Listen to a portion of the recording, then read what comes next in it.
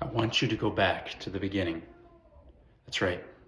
Christmas has this wonderful way of reminding us of where life begins.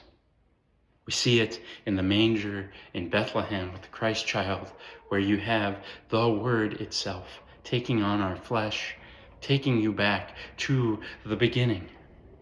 That's right, Jesus is the Word who was there and gave all things its form by the Word itself.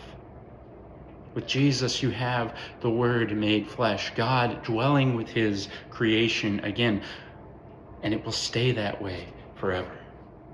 Jesus is the Christ child that makes you children of God. In him, all is perfect. In him, he will go and take your suffering in his own suffering. He will take your sin and make it his sin and die for it.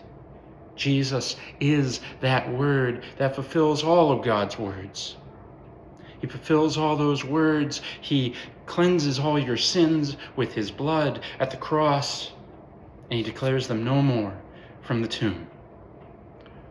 You are united to this as children of God in your baptisms so that you can remember every Christmas, and every day is a little bit of Christmas in your baptism, where you're united to Christ, his death and resurrection, and made children of eternity.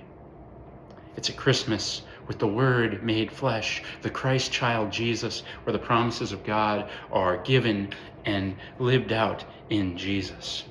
They're given to you by your pastor, and thanks be to God for that. Thanks be to God for higher things, for using your pastor and pastors to give you the gospel, and thanks be to God for you, for the listener, for receiving. Merry Christmas.